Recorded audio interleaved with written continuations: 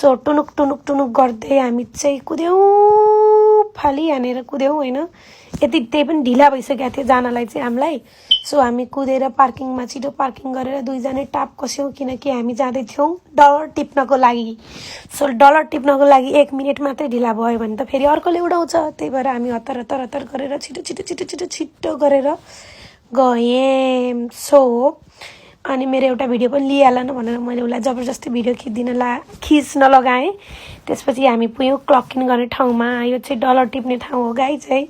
अब डलर कसरी टिप्ने भन्नुहुन्छ नि, त्यस्तै गरी प्याटपुट टिप्ने। यति बेला त ब्रेक पनि भइसकेको थियो, मैले फोटो भिडियो त्यस्तो धेरै लिन मिल्दैन भित्र, सो धेरै लिइनँ होइन। अनि ठ्याक्क मैले सम्झेँ कि पानी खाने बेला त्यसरी खाने होइन नि त, यस्तो टुडुङ टुडुङ नगरे त फेरि इन्फ्लुएन्सरै हुँदैन नि त होइन। सो हाम्रो 10 मिनटको ब्रेक सकिएपछि चाहिँ फेरि हामी गयौँ चिया खाएर। चिया खानै बाँकी रहेछ यार। सो चिया खाइसकेपछि फेरि ब्याक यसरी गयौँ र पैसा कसरी टिप्ने भन्दाखेरि चाहिँ ट्याक्क लाएर यसरी सपिङ गरेर। अब फेरि सपिङ गरेर कसरी पैसा टिप्ने भन्नुहुन्छ होला नि, सपिङ आफ्नो लागि होइन कि अर्काको लागि गर्दैन होइन। सो हामी चाहिँ अर्काको लागि सपिङ गर्दैन पनि बाहिर निस्किसक्यौँ। सो बिहान त्यस्तो अँध्यारोमा आएको हेर्नु त कस्तो उज्यालो भइसकेछ त्यो। हामी चाहिँ अनि फेरि गाडी चलाएर कुद्यौँ। अनि फेरि हाम्रो गफ त्यही हो है, कति हुन्छ गफै कहिले नसकिने। सो सर्लक्क हामी गफ गर्दै गर्दै गर्दै गर्दै गर्दै घरसम्म पुग्यौँ र उसलाई मैले बाई भने छिमेकीलाई। त्यसपछि हेर्नु त मेरो बेडै मिलाएको थिएन। सो बेड मिलाएर म भएँ झ्यापछुप रेडी अर्को कामको लागि। अब त्यो कुन काम हो भन्ने कुरा फेरि देख्नुहुन्छ। सो म यसो बचेको कुचेको बासी तासी के छ होइन सब झमझुम झोला बोकेर यसरी भएँ रेडी। अनि रेडी भइसकेपछि महिने हेर्नु त आकाश कति राम्रो कस्तो सफा चटक्क परेको। सो अब म फेरि गाडी चलाएर सनन्न हिँडेँ। र यो गाडी चलाउने टाइम भनेको चाहिँ है, मेरो मनले यतिवटा सपनाहरू देख्छन् त्यो पनि आँखा बन्द नगरिकन त्यस्तो सपना देख्ने टाइम हो कि यो मेरो। अनि म आज नि सोचिरहेको थिएँ कि भिडियो त यत्रो बनाएँ ओरे सबै थोक गरेँ, अझै कति खिच्नै छ होइन, अब कसरी जाम्ला भनेर। सो म यति भन्दै पसल पनि पुगिसकेछु। त्यसपछिबाट पसल पुगेर मैले सर्लक्क लाएर पसल खोलेँ ओरे। त्यसपछिबाट गीत बजाएँ उडाएँ, बाहिरको यो के हो जाति पनि राखेँ। त्यसपछि बडार कुडार चटाक चुटुक गरेँ, बडार्नु त पर्यो होइन। अनि बडार कुडार ट्याकटुक बडार कुडार गरिसकाएपछि हेर्नु कति फोहोर रहेछ आमा। त्यो एक दिन नबडारे भने यस्तो हुन्छ कि त्यो धुलो आजकल हावाहुरीले यति फोहोर ल्याउँछ र यस्तो दिक्कै लाग्छ मलाई, रिसै उठ्छ नि। त्यसपछि फेरि म भगवान्जीलाई यसो पूजा गर्नु पर्यो भनेर स्यारेक सुरु गरेर होइन लोटा भगवान्को। अनि भगवान्जीलाई पानी चढाएर भगवान्जीको बत्ती सर्लक्क लाएर बालिसकेपछि अब पालो मेरो खाने पालो। सो मैले निकालेँ दुध यता, त्यसपछिबाट कफी बनाउनु पर्यो भनेर ट्याकटुक लाएर म चाहिँ कफी बनाउनुतर्फ लागेँ। सो कफी पनि अलमोस्ट बन्दै थियो होइन। अनि यताउता गरेर कफी पनि ट्याक्र्याक्कै मैले बनाएँ। हेर्नु क्या दामी देखेको छ। सो यो कफी लिएर एक सिप पार्नको लागि म यताउता डुल्दै थिएँ कि एक मात्रै खाएको थिएँ, एउटा दिदी आइपुगिहाल्नु भयो। सो अब सर्भिस त दिनै पर्यो होइन, अब कफी खाने भने भन्ने कुरो त भएन। सो उहाँलाई गरेँ। त्यसपछिबाट फेरि एउटा हेना लाउनु कस्टमर आउनुभयो। सो उहाँलाई हेना लगाइदिएँ। त्यसपछि त्यत्तिकैमा दुईजना अर्को छिर्नुभयो। त्यसपछि उहाँहरू दुईजनालाई सकाएर उहाँहरूको पैसा दिएर होइन। अनि त्यसपछिबाट ल टिप पनि पाएपछि त म त मक्क परेर अझ थ्याङ्क यू भन्दै अनि त्यसपछिबाट फेरि अर्को दिदी आउनुभयो। सो उहाँलाई पनि आइब्रो सर गरिदिएर आइब्रो लिप गरेर मेरो कफी सेलाएर हैरान।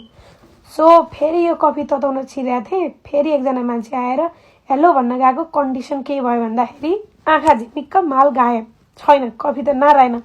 त्यसपछि यस्तो नै रिस उठ्यो नि। त्यसपछि त्यो कफीलाई फेरि अर्को ग्लासमा सारेर सफा गरेर फेरि त्यहाँ कसको काम के भइरहन्छ नि त लेख्नु पर्यो नि त होइन। लेखेर ओरेर अनि कफी खाएर ट्याकटुक गरेर अनि फेरि मैले यो कफी खाँदा ठ्याक्कै सम्झाएको थिएँ क्या। किनकि म त टु बी इन्फ्लुएन्सर हो नि त। त्यसरी टुडुङ नगरिकन त खाएँ भने त फेरि त त्यो कसरी म इन्फ्लुएन्सर हुन्छु त। सो त्यही भएर मैले त्यसरी खाएँ होइन। त्यसरी खाएपछि फेरि स्वाद पनि अर्कै हुँदो रहेछ क्या गाइज। यो चाहिँ 100% हो कि होइन मलाई थाहा छैन। त्यसपछि हाम्रो एउटा दाजु आउनुभयो होइन। अनि त्यसपछि उहाँलाई गरेँ। फेरि मेरो बानी यस्तो छ होइन, म यति घन्टासम्म गफ हान्न सक्छु नि। इफ अगाडि पछाडि कोही पनि मान्छे छैन भने म पुरै गफ दिँदै त्यतिकैमा फेरि यिनीहरूको दिदी आउनुभयो। अनि त्यसपछिबाट त्यति गर्दा 3 कति बजिसकेको थियो। अनि मेरो पालो झ्यामझुम भात खाएँ। त्यसपछि भाँडासाँडा माझ्यो ओरे। अनि त्यसपछिबाट चुइकम खाएर रेडी भयो। अनि फेरि अर्को दिदी आउनुभयो। सो उहाँलाई मैले यति गफ दिएँ कि होइन। सो हामी दुईजना एकदम गफ गर्छौँ जहिले पनि। सो एकदम मेरो टाइम लिएर उसलाई ट्याकटुक गफसप हानेर कामभन्दा बढी गफै थियो होला यसमा चाहिँ।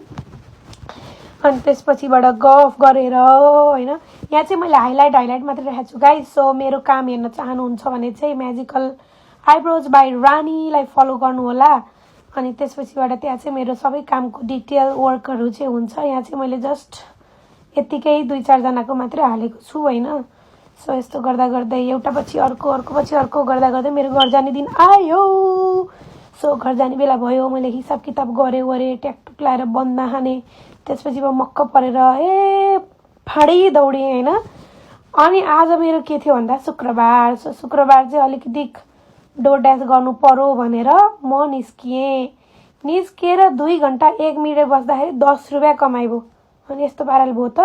त्यसपछि सनक्क सन्केर घर आएर 1 गिलास पानी खाएर अनि भगवान्जीलाई बत्ती बालेर त्यसपछिबाट मैले गएँ नाना फेरेर के छ फ्रिजमा सब निकालेको। एउटा कुनामा थोरै मासुको पोको बाँकी रहेछ। त्यसपछि मलाई के चाहियो, त्यसपछि सानो प्याज काटेर टमाटर काटेर होइन मजाले कुकर बसालेर त्यसपछिबाट फेरि यति बेलै चाहिँ तिनै बुहारी हुने नि चाहिँ होइन।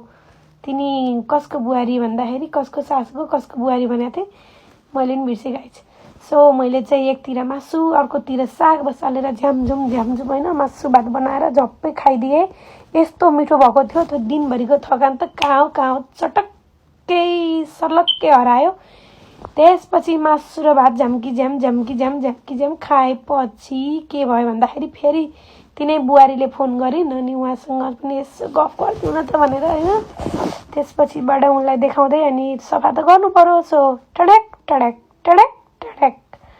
सफा भयो। त्यसपछिबाट यो हो मेरो फाइनल लुक। अनि सर्लक्कै लाएर सफा गरेँ। मेरो लिभिङ त अलरेडी सफै छ नि होइन गाइज। सो यताउता गरेर यस्तो गरेर म चाहिँ यस्तो देखिएँ। अनि म चाहिँ सुतेँ। Bye bye guys, thank you for watching.